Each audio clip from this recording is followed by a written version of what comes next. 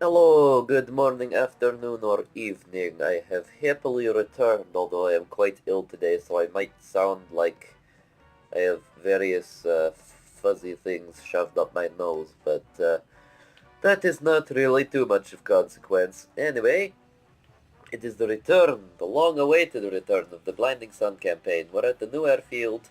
I accidentally deleted this campaign when I reinstalled IL-2 and I forgot to back it up, but I've played it back to where it was. And we have a mission called Hiding in the Clouds. It is 7th of January 1942, 8:30 in the morning. Weather is snow. That's actually about right for what's happening outside. Location, Ostashevo. Our regiment was trying to make itself at home in, oh, for Pete's sake, Ostashevo. The accommodations were Spartan. No lights and no heat in the barracks. Not even a desk for our staff officers at HQ. If a few of our pilots hadn't brought along food in their cockpits, we wouldn't have had anything to eat upon our arrival. Artillery rumbled in the distance. We were just a few kilometers from the front, which is quite convenient for us, actually. Our regiment, what a misleading word. We were just a handful of hungry pilots in a gaggle of rickety planes.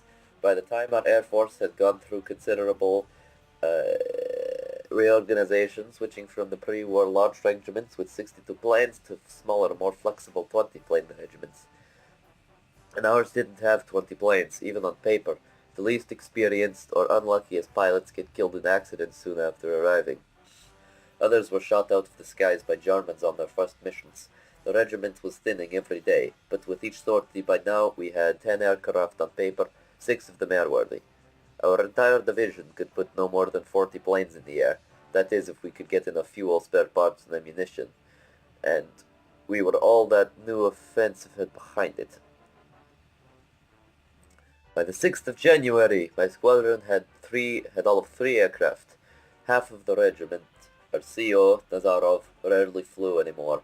The old man's health was rapidly deteriorating. The first squadron's leader, Captain Skvortsov, a veteran of the Spanish Civil War, was wounded on the 4th of January and was still in the hospital somewhere. He was replaced by Lieutenant Sichkin, one of our most experienced pilots, who had only 2 kills since September 1941. We spent all day yesterday getting briefed by the Vision Navigator, learning the landmarks and poring over the maps. The small town of, I'm not going to try to pronounce that, was to be our main target. The Germans were using it as a staging point. The next few days would not be easy. We barely knew the area, and we had no idea what the enemy would throw at us, especially, and we'd expected to perform large complex tasks with insufficient numbers. The rumor was fighter pilots would be asked to fly ground attack during their escort missions to watch over the bombers as we dove alongside them. Seems rather efficient. Mission briefing. 20th Army demands updated information on enemy movements. Experienced pilots are ordered to fly continuous reconnaissance over the... I'm going to try this now. Shakhovskaya region.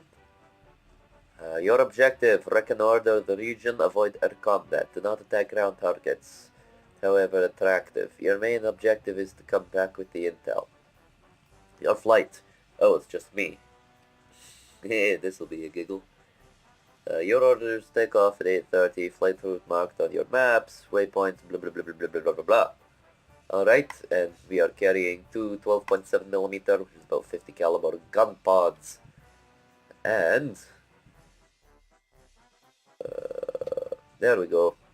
So, we have this typical paint scheme. You might see the word custom appended here. That's because I created my own little special version of this paint scheme.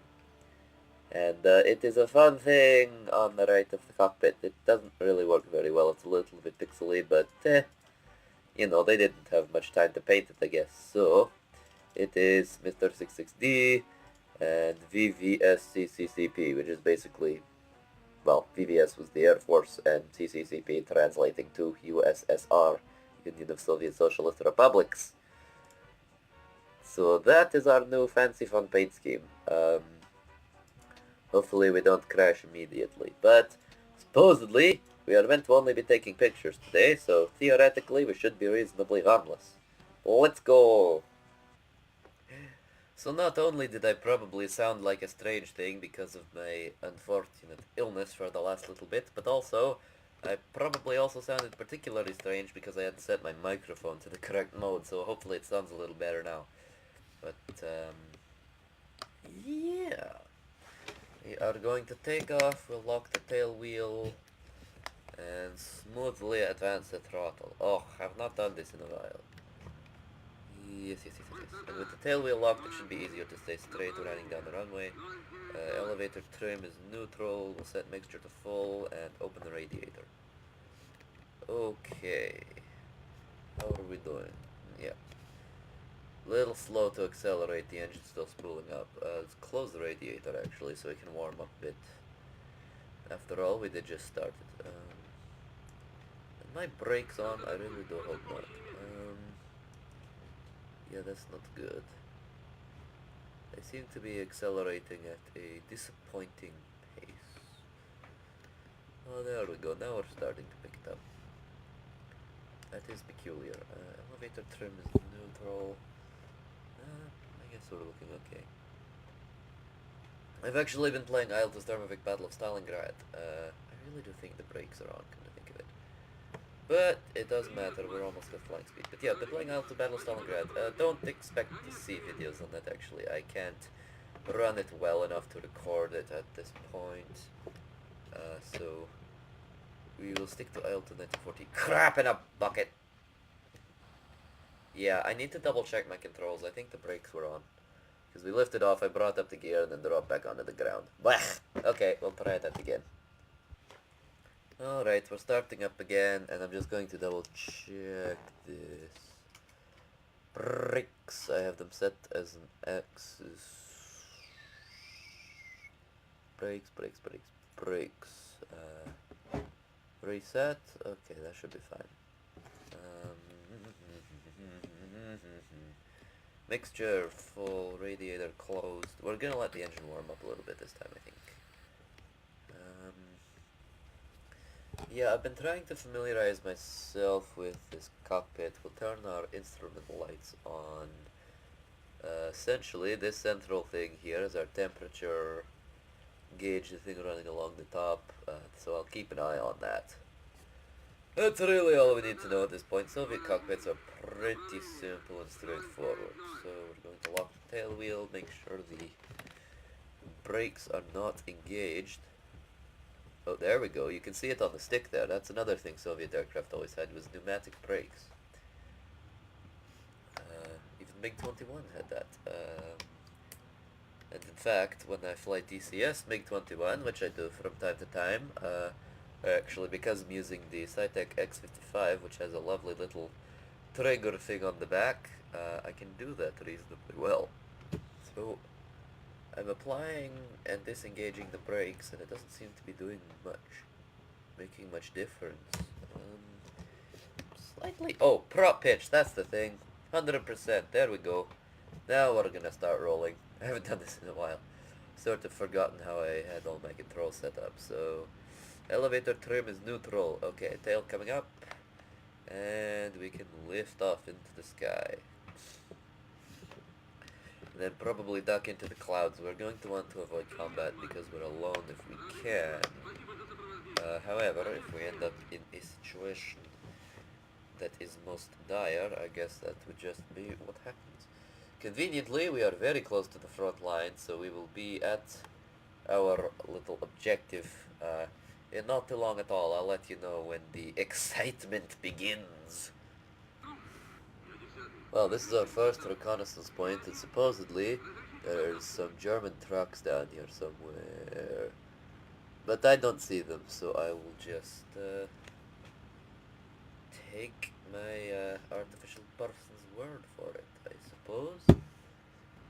There are some targets I can actually see. At least I could see some German trucks down on the road here. Oh yeah, there they are, just to the left of the nose you can see.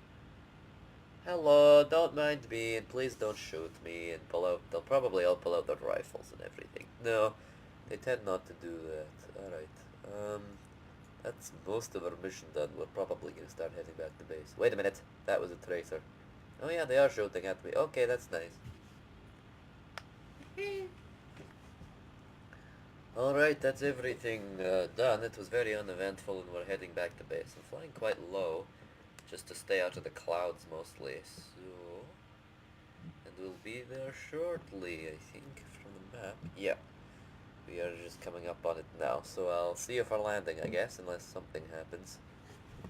Hello, Mr. Peshka. There you are, just sitting there, Bart. It would appear perhaps heading out for a mission of some sort, but that doesn't concern us. We're going to land and bring back the speed significantly. And off we go. Great thing about flying in the cold, engine is less inclined to overheat. Airplane engines do perform very well in the cold. For precisely that reason. Like, I've been flying a lot of Pacific campaigns, and I'm just doing an overflight of the airfield now to get an idea of what the runway conditions are like. Doing a lot of Pacific campaigns, and the engines overheat so easily because it's so warm. But with this, I've had absolutely no problems. Which is really good. Yeah. As a matter of fact, one thing that was asked of me in the comments of the previous one is whether I speak Russian. No, I don't. I can sing some things in Russian, I can sing the Soviet anthem in Russian, I can sing the Internationale in Russian, but I can't necessarily translate them word for word. I know approximately what the translation comes out to, but I only sing Russian, is I believe how I explained it. Oh, that's gonna hit hard. Oh! Trouble with the bloody fog. The ground kinda sneaks up on you from beneath, but I suppose we made it, and I made a fool of myself once again. I have not flown MiG-3 in a while. I'm used to the Zero, which is a bit more docile, but we broke another one of Comrade Stalin's airplanes. I'm sure he will be absolutely thrilled.